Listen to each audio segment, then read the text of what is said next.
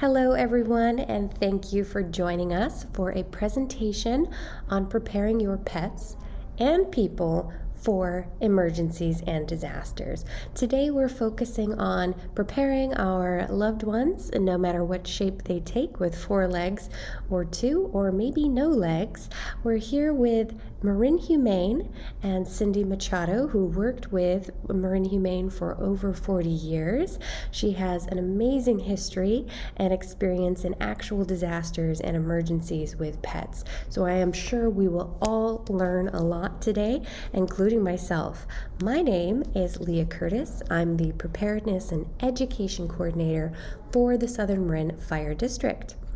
I'm pleased that Marin Humane and Cindy were able to partner with us. We also have some information from Ready Marin, and the Emergency Preparedness Coordinator for the county, Elaine Wilkinson, is also here joining us today. So without further ado, I will hand you over to Cindy. Real quick before we start, there will be time at the end for Q&A. We'll go about 45 minutes, and any of you who registered before the meeting, we do have your questions, and you'll hear those answered throughout the presentation. Okay, Cindy. People will do anything for their animals, including if they have to evacuate, they're not going to leave their animals behind. And so I kind of used that strategy many decades ago to help build personal preparedness into pet preparedness, which we already know. So I'm happy to say things have changed a lot. All of the agencies have acknowledged how important pets are to people, and so we use that to our advantage. So I'm going to spend the next 45 minutes touching all the important highlights. I'm going to go darn quickly because we've got a lot of information to cover. You're welcome to contact me or Marin Humane for any additional information. So let's get started. Okay, just want to say shout out to Ready Marin and Southern Marin Fire District, and of course Marin Humane, where I did retire as the Director of Animal Services. Had a lot of experience over the years with disaster and pets and all animals. So I'm hoping that I can pass along a few tips that you can take back with you today. So we are in an area where we have all disasters, and the one slide I don't have up is that of oil spills, which down here in Southern Marin, you are faced with those as well, as we learned back in 2008 with Costco Busan. Southern Marin Fire was actually one of our big hero agencies because they set up staging areas for oiled birds, because we could not tell the public not to rescue birds. They were not going to do that. And so out of health concern issues, we knew that if they knew they could take it to a place nearby, that they'd have a better chance of not suffering the ill effects of oil. Those issues are always disaster independently related, but the good news is it was a great partnership. We had, I think, 12 staging areas for that. So we have earthquakes, we have fires, we have floods. You have experienced all of this in Mill Valley, including terrible mudslides. So you are in prime area for a lot of activity. Marin Humane does the animal disaster services for the county, and along with that are educational seminars like this. We do a lot of deployments wherever needed. We collaborate with a lot of the other disaster groups, including all the animal groups, which there's a whole bunch of. And we always love to participate in drills and evacuation exercises. So if your neighborhood is considering or contemplating having one, call Marin Humane. Hopefully they'll say yes. If they don't, call me back and I'll make sure it happens, because we'd love to incorporate the pet part of evacuation just as a practice. Doesn't mean you have to bring your animals, but we'll go through what it's like if it were a real disaster and you have your dogs on leash and your cats and your carriers in your car, and it's a good way to just kind of practice how things should go. Again, one of the things that was newer for us over the last 5 years is that of power outages. I think Marin was hit one of the hardest counties during those power outages, and there were places without power for up to 10 days. And when you think about everything you need, so many of you probably lived through that, you learn a lot of all the little devices and things that can keep not only you, but your pets going if you lose power. We do a lot of mutual aid, which a lot of people don't understand. It's similar to law enforcement and fire service, where we bring in other groups to help us if we've have a really big disaster, as well as going out. We've gone as far as Indonesia. When we had the big tsunami, we sent a staff person to go and help with dogs there. We've gone all over the country through hurricanes and floods and fires.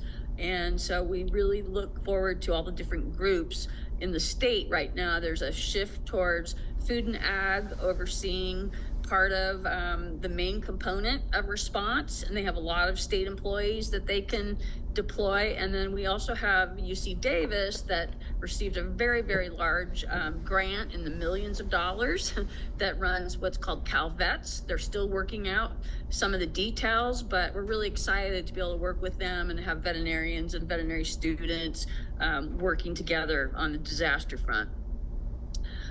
These are probably the four main agencies, including CalVets and all the ones that would normally work, but there's several that we work very closely with. North Valley Animal Disaster Group is a really great group. They do tons of training. They are up in Butte County. They go all over, and they really follow the rules of the road, doing things with trained people and promoting a lot of good stuff. This is our state nightmare mess, and I put that slide up there just to show you how complicated all these different voices are when it comes to animals and disasters, and who has a say and who should be a stakeholder and who wants this and who wants that. And so you wonder why we haven't been able to get organized for at least the last 4 decades. This is a good example of why. So our main components most of the time in animal disaster response is with sheltering animals, whether they're owned by people that need emergency housing or if they're lost pets that someone finds. And I want to reassure, because this was one of the questions, what will happen to my animal if I don't have housing? Well, we hope that you have a backup, either through family, friends, pet-friendly hotels. But if all of that fails, Marin Humane is prepared to take your pets. And we offer emergency housing for at least 2 weeks, sometimes mostly longer, if something arises, whether it's a house fire or you have to be evacuated or you have a medical emergency. Your animals are your children, I know that. And so we work in kind with law enforcement and fire, so if they know there's a pet in the house, we may leave the pet there and just go back and forth to feed it, or we may work with a neighbor or family member to get the pet to them. But there's a whole system. So Julie Atwood and Tom Atwood are here. They run a great organization called Halter Project, and they have some great little giveaways. They have a Life of Vile pet information that you put on your refrigerator, just like you do if you have issues for your own health. So I encourage you to grab one of those. They even come with a cute little magnet. So yes, there will be animal shelterings, and depending on what kind of emergency and what's going on, it will dictate what we do. And we've had a lot of experience, especially in the last 10 years. We do work hand in hand with Red Cross, and one of the things that's really important to know about Red Cross is they do not allow pets per se in their human shelters. Now, that's a trend nationally that is in the works to try and fix. And I want to say that Sonoma County Animal Services probably has done the best job in California getting what's called co-located, cohabitated sheltering on site. So we're going to work with the Red Cross. We've already identified places in Marin where shelters will be, and so it's still a work in progress. And we're going to take questions at the end. I see Julie raise your hand. I'm not going to let you. Okay, and then the next resource that's good to know about is this. Started in Louisiana after a lot of the floods and hurricanes. This is a great toolkit on human and household pet sheltering. And so a lot of the standards that have been involved started from this document that we're really proud to highlight. Now, when I say there's all different types of animal sheltering, Marin Humane probably has the capacity to handle about 600 to 900 animals, depending on what, who, and how. We have animal caging that's regular for all pets, but we We also have a pavilion where we would use for dog training that we would set up with crates. But during the fires up in Sonoma County, we actually had 3 tents on our back lawn. If you're all going to Woodstock a couple weekends from now, you'll know our big, beautiful green lawn. It had a banquet tent and these giant tents. Fortunately, we never had to use them, but that's all in the planning. And so when we start thinking of, are we going to run out of capacity in our main shelter? What do? We're going to fill these other options. And when I was running the show, I always wanted to be at least 5 steps ahead of whatever the next plan was. And so this was plan C, actually. We did get as far as plan D, which would have been co-located sheltering at the Mill Valley Seminary. And it started out talking about the beautiful lawn that you could put a tent on and you could have your animals here. And I negotiated, and we, voila, ended up with an abandoned classroom, which would have been perfect for pets. It had sinks, it had closets, it had places that we could, take cats out of carriers safely.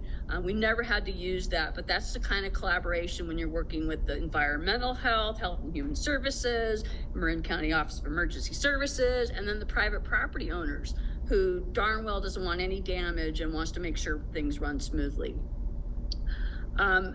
There's another concept called sheltering in place. And people sometimes get confused about why we would do this, but this happens a lot, especially in outside of Marin areas where the volume of pets and response is so high. There's no way every animal could possibly be brought into an animal shelter, nor would it be safe or smart to do. So the concept of sheltering in place is basically finding the animals that need to be fed, watered, receive veterinary care, whatever. Check them out and make sure that they're safe where they are. If there's no danger, if there's no fire coming up, we will leave them there and we will document where they are, what they are, full descriptions, and we'll usually leave a contact notice so the pet owner knows that we were there feeding their cat, dog, llama, horse, goat, whatever. And then we put them in a system so we know they're there, we know when they're due to be fed again, and we take notes. And this has proved to be so valuable because it keeps the volume of animals out of the main shelters, which are stressful, and animals know their own home and they're fine staying there. And it's kind of like having a babysitter when the parents go off. Mom and dad aren't here, we're gonna have a party, as these cats outside the porch were doing when we captured that photo. And this is the reality of it. Cats, goats, livestock, a lot of chickens, chicken coops galore. And I suspect there's a lot of chickens down here, little backyard chickens. And chickens are pretty good survivors. This chicken coop actually was burned all around it, but they survived. Food, water, etc. And so there's a lot of theories on how to feed them, how often to feed them, and it's a great concept. A little bit about lost and found pets is a big deal. We really want to make sure that pets are identified, that we have accurate descriptions,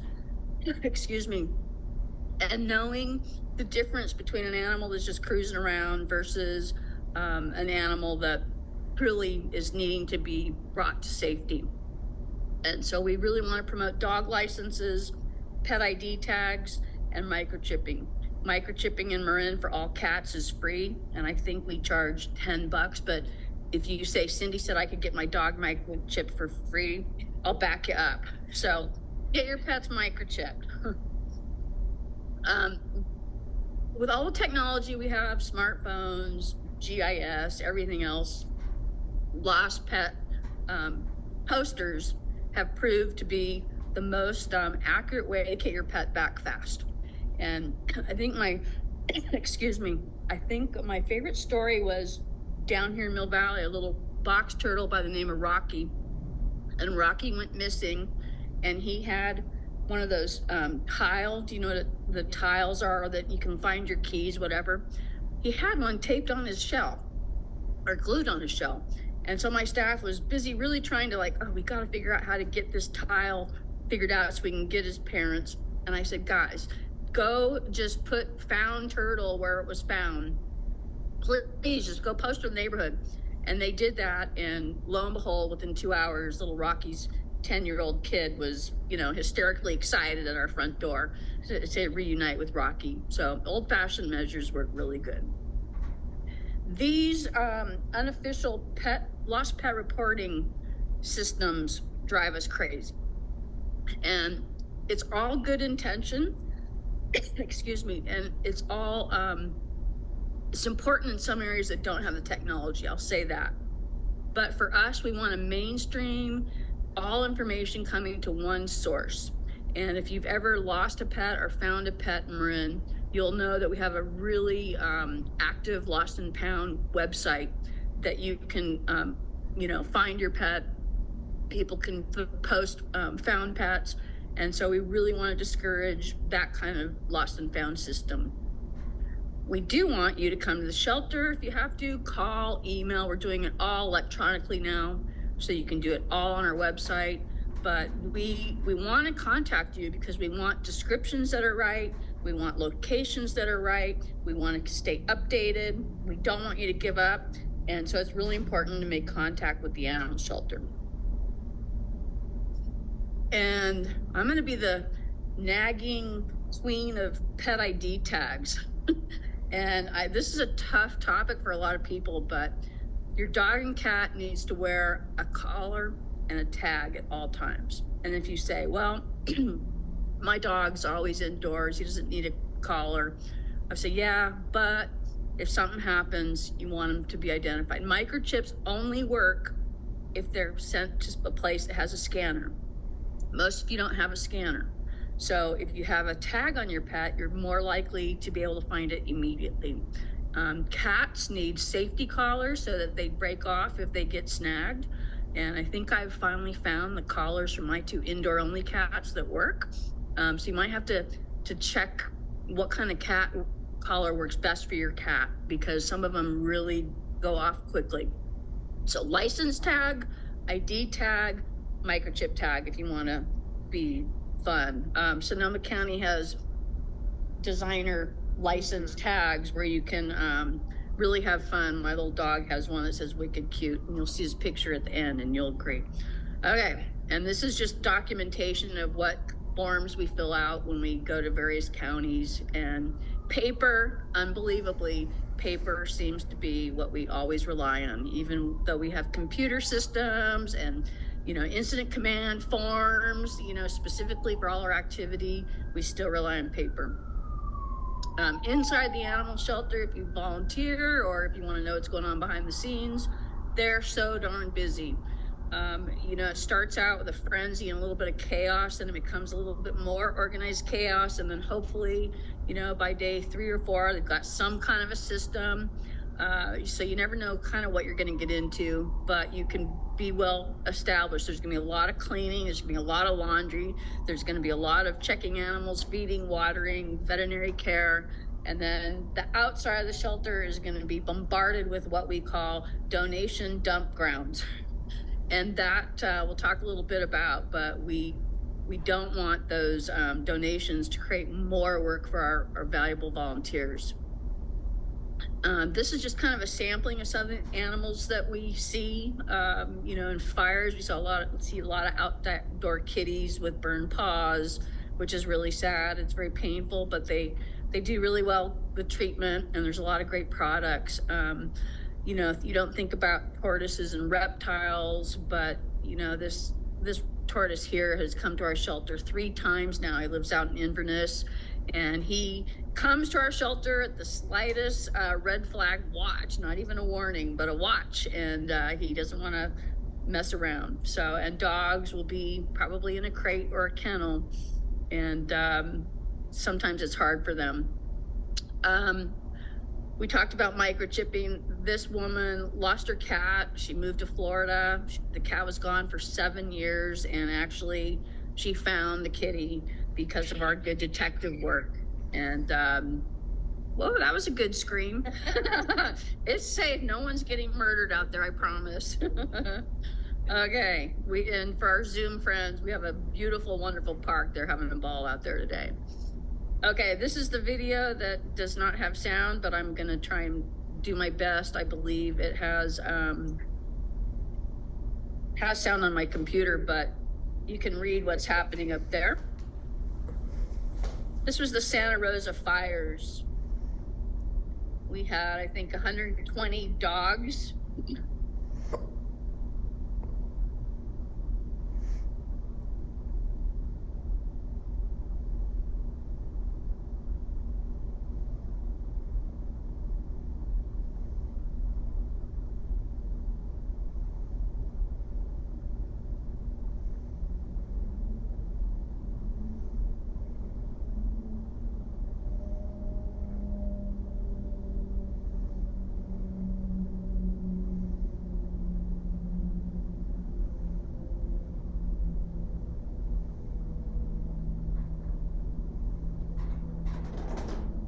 That's Bill. Oh, we have tears on that one. Wait to show you the next one. Bill, sorry, I should have had full disclosure. What makes that story so remarkable is that dog, was left behind during the fires. They were both gone when they had to leave. They couldn't get back up there. A police officer grabbed Bill. A Good Samaritan went to work, and Bill ended up down at our shelter with a microchip that was not updated. And so there lies the problem. If you do not annually update your microchip, it does us no good at the shelter.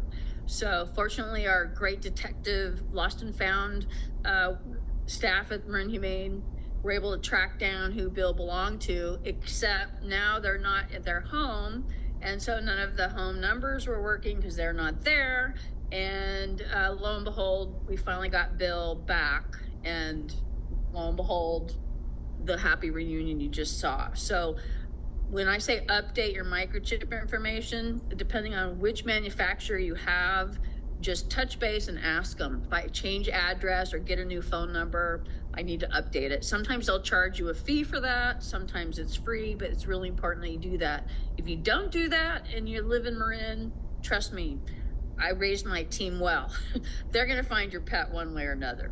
But that's the story of Bill. Okay, now this next one, I'm not sure how this is gonna work.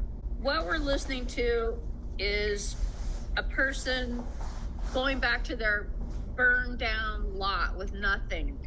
And they're calling for their cat, as we always recommend. And lo and behold, Timber's in the distance and slowly comes to her. She's calling him. She's not sure what's going on, brings food, lures Kitty closer, and the final version of this story is the cat comes right up to her, and she's eating. Here she comes now, and she's still not sure. She's a darling little gray Himalayan that would be like smoke colored appropriately. There she is. The lady starts crying. Timber's eating out of the bowl. Now she's crying. And I'm crying. Everybody's crying, because it just shows you never give up is the theme there. And that says it all. If you want to watch it, it's called Timber Campfire Kitty, and it's on YouTube. And the reason I bring that one up is because never lose hope. If you miss a pet for any reason, do not give up and do not lose hope, because miracles happen. Things, cats get in a car and take a drive to Santa Cruz, for goodness sakes, and then someone finds a kitty, takes him to the shelter, has a microchip. Oh, this cat lives in Marin. So stories like that happen all the time. So never give up if you miss a pet. I want to emphasize that you know your pet best. So no matter what I tell you or anybody else tells you, you know your pet. You know how your pet will travel. You'll know how your pet will cope with stress. You'll know kind of like what happens when I go to the veterinarian. How does my pet react? And so we really want to take advantage of your knowledge to be able to make your pet's experience in a disaster more tolerable. And what will you need? What will your pet need? And lastly, practice. I think practicing kind of instills what you're going to do. So in a real disaster, it's not as frightening to go through. And you're going to want to have a go kit for your pet, just like you do all for yourselves, I'm assuming. And I'll just take a little roll here. How many of you have a go kit for your pet? Raise your hand. Oh, so we have some homework to do. I would say half the room, hopefully our Zoom followers, you all have yours prepared, but any item that your pet will need or you will need to make your pet comfortable. And I like to say at least a week. Some people say 2 weeks, but if you have prescription food, prescription medications, plan, because I think the power outage, we learned that vet hospitals can't even tell you what your pet's prescription is because it's all computerized. So if they lose power and lose their computers, they won't know. So write it down, just like you do for yourself. A lot of portable caging is used in disasters, from carriers to folding X-pens. So be prepared to have all that on hand. And Julie brought us some great checklists. We have a brochure over here. Build your own according to what you need or what you think you need. And I think portable things are the best. So small quantities, rotate food if you have food with you, and don't be like me where you run out of something and then are panicking because you got to get to the feed store to get X, Y, or C. Okay, the other thing is being mindful of your pet's behaviors and plan for them. Is your cat going to be outside because you let it go outside? Maybe on a red flag day, bring them inside. Is your hamster, who's normally nocturnal, is he going to be upset when he has to be awakened and juggled around? Where does your pet hide? Is he under the bed? Does he go in the closet? I have one cat right now. I'm so excited. He wants to go into his cat carrier in my walk-in closet, and he does. And I can't tell you how many times I've accidentally locked him in my closet. Where's Carter? And there he is in his little carrier in my closet. Who figured? But I put catnip in there. I'll put treats in there. So you want that experience to be really exciting for them, because you will have to modify their behaviors. I once had 3 cats trained to my smoke detectors, and we'd test the smoke detectors. And when that happened, they'd all get a treat and they'd come running out. Instead of running under the bed or in the closet, they'd come to their carriers that were all set up. So you can do things like that to make it much easier. And then this is a famous road trip, and this is my little precious dog, Phil. And he's done 2 trips to Washington State in my car with me. And so it's a great way to see how your pet will handle being in a car all day, being in a hotel, hopefully pet friendly. What toys do they really enjoy? Will he drink water out of a folding water bowl? So just use that as, gee, maybe I want to do a pet friendly weekend getaway and see how my pet copes for the weekend. And besides that, it's a great opportunity for you and your pet to have fun. We talked about emergency pet housing, so I'm going to go through this. Important tips that I think are important, at least, are become what we call weather watcher. When it's a red flag warning days, take that seriously. Pack your car up. Be ready to go. All of those things save time. And maybe that's the day where your pet comes closer in. Maybe you block off doors so they can't get under the bed when things start getting dicey. So just kind of plan ahead that way and be ready to go. I'm a big promoter of anything on wheels, especially now with my body. Anything like use your old carry-on luggage with wheels as maybe your pet carrier, backpacks. I've even seen folks show up at our evacuation drills with wheelbarrows, which were a great idea. So anything to make it easier on you to get out. And then we're going to briefly go over cat and animal behavior. They're going to hide during a disaster. They get really stressed out. Your sweet kitty might not be able to be handled, and they want to run. So you're going to have to brainstorm, how are you going to prevent that? They will bite and scratch, and have some safety equipment like good gardening gloves, solid towels, because when they get mad, they're putting a cat in a carrier can be one of the toughest things. And people think, oh, I'm going to push him in. Well, sometimes it's actually easier to gently pick him up and put him in backwards. Our staff do that all the time, or put them on the floor, brace your crate with your feet, and just back them in. Besides using a towel, I got 500 tricks on how to get a cat in a carrier, but don't get bitten in the process. This is obvious. It won't tell you which one you would handle and which one you wouldn't handle. But when you start seeing, flat ears, dilated eyes, retracted mouths, retracted whiskers, claws out, like this cat, you can see his claws out, ready for action. They're going to give that impression of don't mess with me. Whereas kitties that have their tail up, that are loose, ears up, walking to you, those are the ones that we feel safe around. Same thing with dogs. Dogs do pretty well under most of these disaster conditions. And I think we learned in Katrina that when they spend so much time in crates, they just get to a point sometimes where they shut down.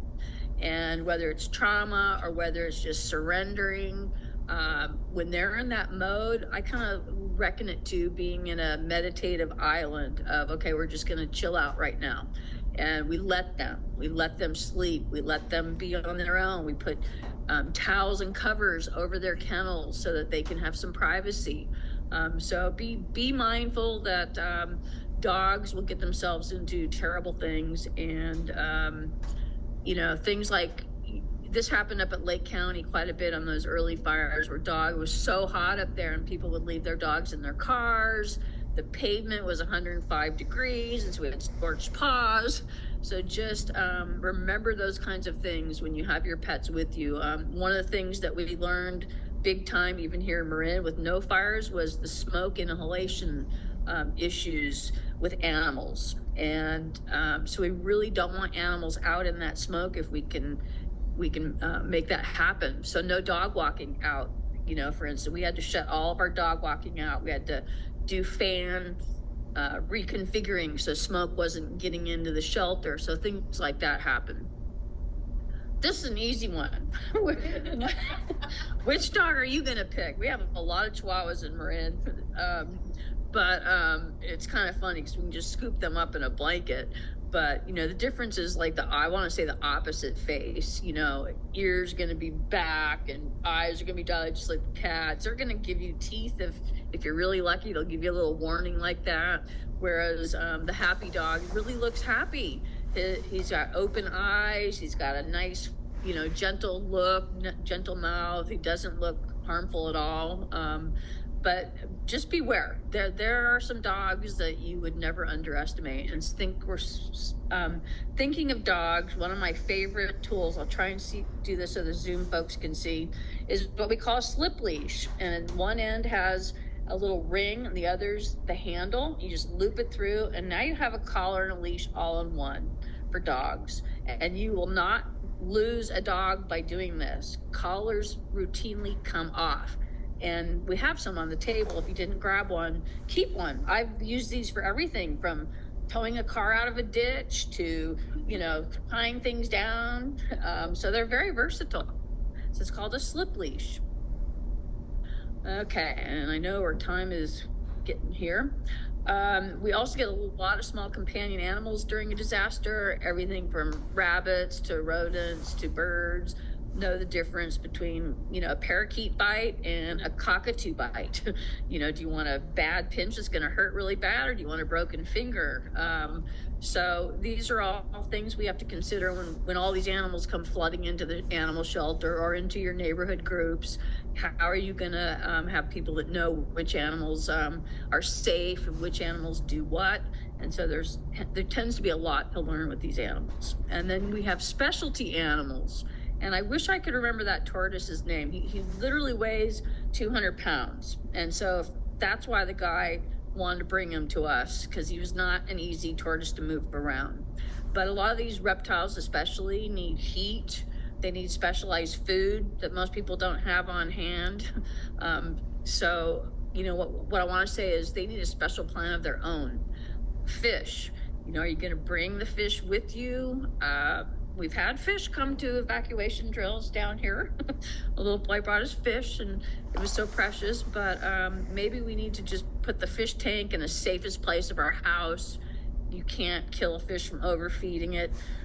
I mean, you can kill a fish for overfeeding it, so it's not going to starve to death by the time you're gone, but just things to consider. And then we have a lot of chickens and little backyard livestock, and I think there's some down here, and which is great because I'm a big fan of little ones. But you know, again, you have what they need on hand. Do you have someone knowledgeable in your neighborhood that knows that you have these pets and how to handle them? And trust me, I've been knocked down by a turkey or two in my lifetime. And as cute as they are, they're powerful birds. They have huge wings, same as peacocks. But you have my permission to cuddle the cute little baby lamb, because I don't think he's going to do anything but steal your heart. And then wildlife. And this is the time of year we have all the babies. So Dave, I hope you and the team are having fun with all those babies. We usually have the baby duck roundup, and whatever animal services officer gets the most ducklings wins a prize. Because Marin's the only place, by the way, in the state of California that a major highway 101 can be shut down in both directions because baby ducklings are going across it. And CHP is closing it for us to pick them up, which is so wonderful. But we have everything here. And I didn't put this on here, but we do have bears. And we have bears that we know live up on the watershed. It's kind of a secret, but I'm sure someday, just like we did with coyotes down here, we'll be looking at how to cohabitate with bears.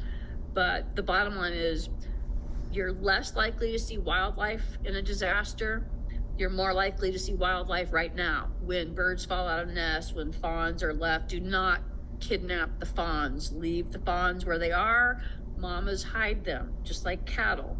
They hide their babies, they tend to them, and they go back. So we tell people all the time, you know, just leave it. If it's screaming, that's a different story, because then we'll come out and evaluate it. But all these animals live here in Marin, and all have a very important part in our environment. They also come with a lot of safety issues, as cute as they look. You know, everything from bites to scratches to eyes being poked out. There are certain herons that actually go for people's eyes when they're threatening, talons from raptors. And so the best thing to do is leave it where it is, unless it's a baby bird that fell out of the nest. Yes, put it back up in the nest. If it's injured, call us and we'll send professionals out. Our officers do a great job, you know, evaluating an entire scene, determining if it needs to go to wild care for rehabilitation or if it needs to be removed somewhere safer. And they do carry a lot of diseases and a lot of stuff that you don't want. So one of the questions I received was on Lyme disease. And I just want to point out that there's a big misnomer about deer with Lyme disease and the type of ticks we have. Yes, there's Lyme disease in Marin, but you're more likely to get it from wood. So sitting down on a tree, sitting down on a bench, they're tiny, tiny ticks that you won't even be able to see with your naked eye. But the good news is opossums and western fence lizards, blueberry belly lizards, my favorite little reptile, they devour ticks. So if you see a lizard or an opossum in your yard, let them take care of all those ticks for you. But animal-wise, I wouldn't worry. The risks are so less than if you were to just go in the woods and sit on a tree, for example. So sorry about that, but Lyme disease is serious, so I understand the concern of that question. Believe it or not, they do really well in disaster zones. I remember when we had the Mount Vision fire, and there were little wildlife oases, is what we called them, where places where the fire didn't burn, with green grass and water, and that's where all the wildlife would hang out. And somehow they know how to evade the fire. The ones that don't, the small moving ones, we probably don't see, but they go underground, and depending on how hot the ground gets would really dictate the survival. But in a lot of these big wildfires, you'll see packs of animals, of wildlife, and they're gonna follow the feeding stations put out. And trust me, they find them, but they have remarkable survivor abilities. A lot of the big wildlife groups help. Things like, we've had a lot of burned bears, baby bears, cubs, and a lot of burned feet issues. So they do have centers that specialize in helping them, and they make it hopefully back to the wild. Okay, just the final thought on some important lessons we've learned, and that is that you all are evacuating with your pets. Thank you very much for that. If you have a neighbor, friend, family member that doesn't know that mantra, please help us educate them on why it's important. We love cohabitated sheltering, which is where you get to stay with your pet. If you don't have access to a family, friend, hotel, you're going to be in a shelter, a Red Cross shelter. We're trying to get there to have cohabitated shelters. I think we have a good chance of doing it in Marin until Red Cross takes over. So we've had really great luck working with the county, and I think time will tell, but push your officials to make sure that that happens as an option, and we can do it all. We can work on that. What we don't want are animal shelters everywhere, because we honestly don't have the staffing. I say we, Marin Humane, I guess I'm still a volunteer, I can say we. We want it a little more centralized just for easing operations. And Marin's a relatively small community, but we might have something out in West Marin, Southern Marin, we'll have the main shelter in Novato, so think that way. Know that systems become overwhelmed, so patience is a wonderful thing. And the other thing that's happened over the years are what we call self-deploying volunteers. And these are people with really good hearts. Many of them come from animal rescue groups or Good Samaritans, and they think they're just gonna wanna come in and do their own thing. And we will quash that immediately. We welcome volunteers to help us in a disaster, and we will welcoming them if they come to Marin, but they have to work through our system, which is really important because we follow all of the formal systems, just like fire and law enforcement, and we need to make sure that that's followed. And then plan, practice, and communicate before the disaster. There's nothing worse than being caught off guard, and I think that's the biggest lesson we can learn. And with that, I'm happy to answer any questions. It looks like we have 10 minutes. Yeah, we have about 10-15 minutes for questions. We want to make sure you get over to the table of resources as well. Before we get to questions, I know we had one in the back there, if you still have it, about the microchips. I have to push the neighbors helping neighbors. So again, knowing the pets in your neighborhood before a disaster happens, the temperament of dogs and your neighbor's cat, and are they indoor, outdoor, and that kind of thing. And if you're the one who's home, you can know or advise somebody who's maybe more qualified to handle the animal that, you know, this dog has a bit of a personality issue. So you want to handle that a little bit differently.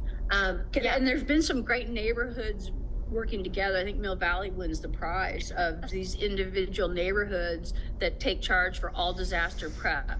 And they have block captains that go around. They assign a pet coordinator. If there are any pet coordinators, raise your hand. Yeah, thank you. You know, what we want to do is work with you so we can support what your needs are. So you call up Marin Humane and say, I need extra food or extra crates, or can you send someone down here to help me? Can you bring me some slip leashes?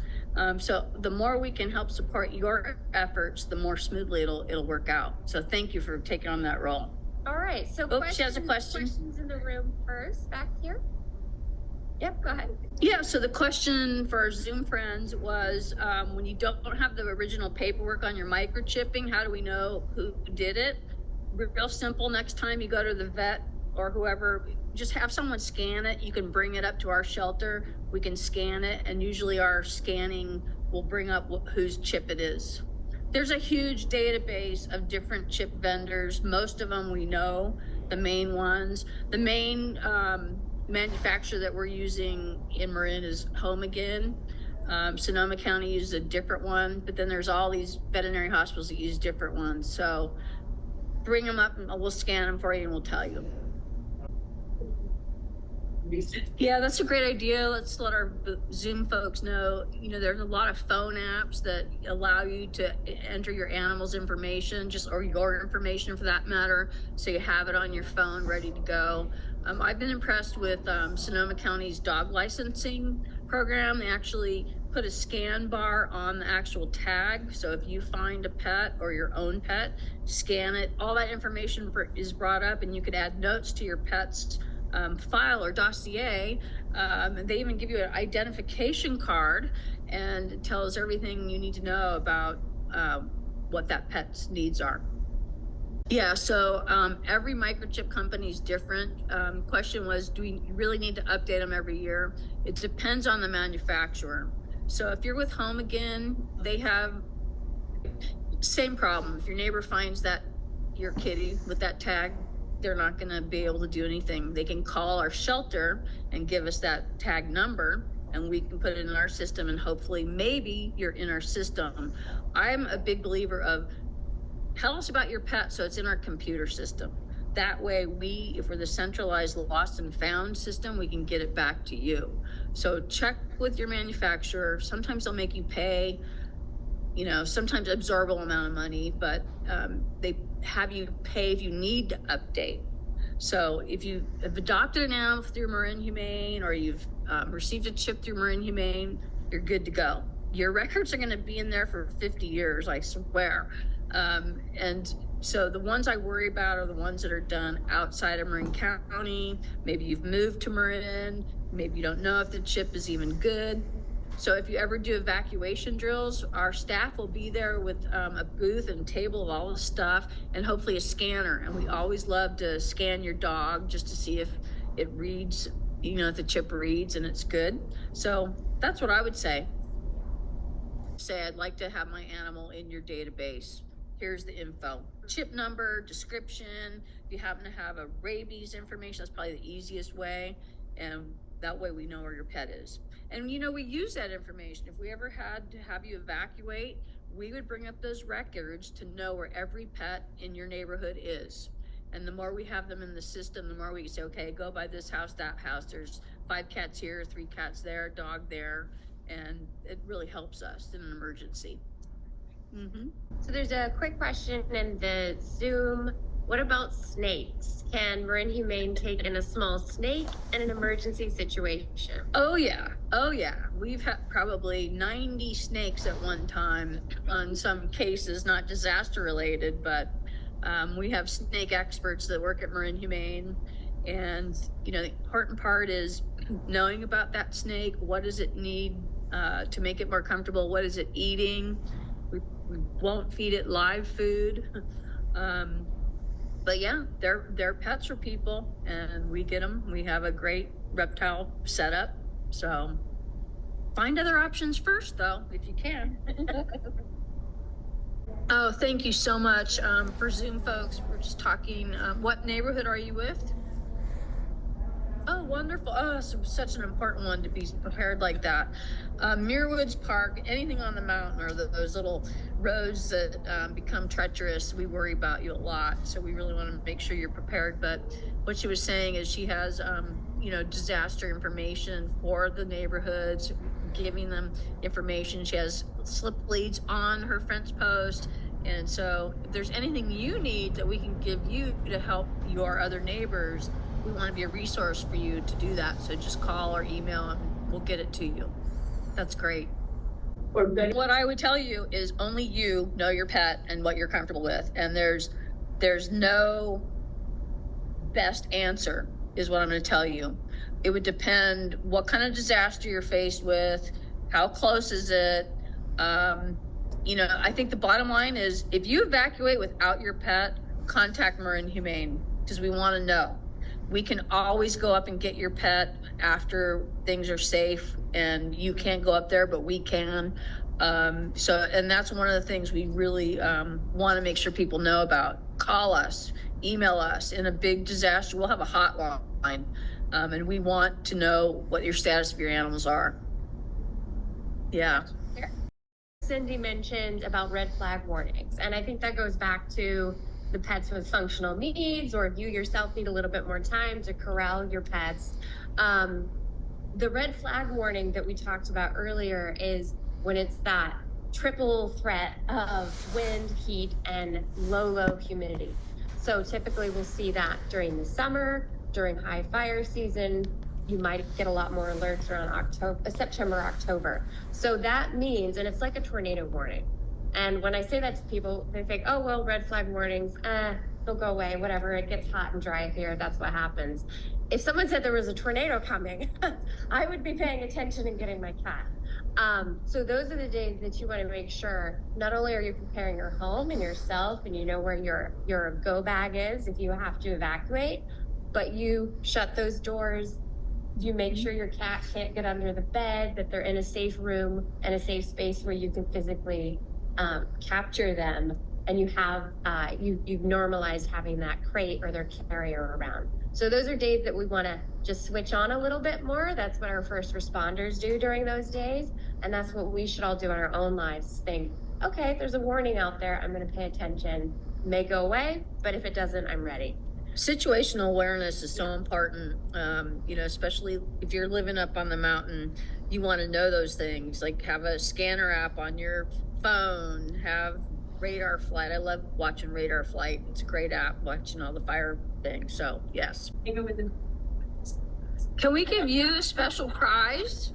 You will definitely get a prize. I think she deserves a special prize. Not only is she helping other neighborhoods, but I just learned a great tip, and that was she attaches a light on her carrier. That's great. And, that's a great idea. There's kind of a twofold question. Somebody asked in the chat just now, and someone submitted kind of the verse of it before the meeting, and then we'll get to Kate's question. What's the best way to notify first responders when you're not there that there's a pet indoors? And someone asked in the chat, do those stickers that you can put in your window, the window decals, do they help for that purpose? That's a great question for you, because one of the dilemmas we were dealing with the Fire Chiefs Association a long time ago was the dilemma of, do you put stickers up or not? Now here's the dilemma. If you have a sticker up saying you have 3 dogs, 2 cats, and 5 fish, and 300, reptiles, and you don't update it, you're putting our first responders at risk. And so unless you're going to be really diligent, I'm on the fence about it. If you know that you're evacuating, have a big poster board that you can put in the window or at the door. That really helps all of us to know, because we're going to be going door to door anyway in a disaster zone. And trust me, in Marin, we know every animal in every household if you're in our system, but we're going to be looking for pets. And so the more we can train you to know that, but again, call us so that we know that you left your pet behind. And that way, if the fire starts moving closely, there were 3 little mini horses in Marinwood where we had a Marinwood fire, and it was getting down into Lucas Valley. And I knew those horses lived there, and I knew she didn't have transport. And I told my staff, go to her house, make sure those little horses are okay. And she had a plan. She was going to walk them out, but, just kind of pre-plan for that so that you let us know. So from the fire perspective, I'll say that we actually do have some of the stickers over there, but it's for, and I know Marin Humane has some as well. You do have to be diligent about it. The information's only as good as the day you write it down.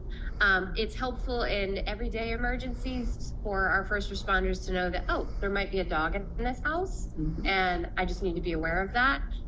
It's a bit like the baby on board stickers that you see in cars and things like that, that there's another layer that might be complex here. But they're going to do their job regardless, and they're going to thoroughly look through the place. So if there's someone there, if there's a pet there, that can be part of it. It's also helpful for your neighbors. If there's an earthquake and you're not home, they know that, oh, you just got a sticker and you have 2 dogs. I didn't know they had 2 dogs. So if it's safe to check on that, and they can get in touch with you. So it's another tool, but it's not a guarantee. Yeah. Perfect. Question. I just wanted to compliment me, because a couple months back, I left my dog with Fred, and we were leaving town. The next thing I know is we're getting ready to drive out of town. Well, actually, we were still on Ocean at the church before we left. I get a phone call from some man saying, "I've got your dog." Scary. It was scary, because I thought, is this a fake call? Right. And so it. Anyway, so I said, "Can you please describe this dog that you say is mine?" Well, he did have it, but I thought, how did you get her? she was at my residence, and she was in Ross. He said he was in San Anselmo. And I went, I got a 12 Shih Tzu mix little thing. There's no way she's gonna walk from Ross to San Anselmo. But I went, I got my dog back. But right after I got there, I got a call from Marin Humane. We have a report of your dog.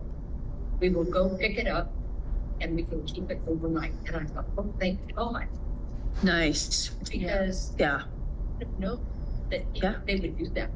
Yeah. Yeah, we're here for you. I'll just repeat the question thank you. briefly for the folks on Zoom. The question is, if I'm evacuating, should I leave my doors open for first responders or anyone unlocked or open? Firefighters will find a way in. They have a lot of heavy equipment. If you have a gate with a Knox box, they can get through that. They'll have the door down very, very quickly. The thing that we want is you and your loved ones, including your pets, to get out as quickly as possible. So spend your time making sure you have what you need to get out quickly, and we'll get into the house. And leaving lights on, is that one of the things too that you recommend? You don't have to leave the lights Okay. on. You don't have to leave the hose on. You know, Okay. they usually bring their own lights and hoses, so you should be good to go. If you have any more questions, Cindy's info is on the screen there. My business cards are on the table. Thank you all for coming. Thanks everybody on Zoom as well. Thank you.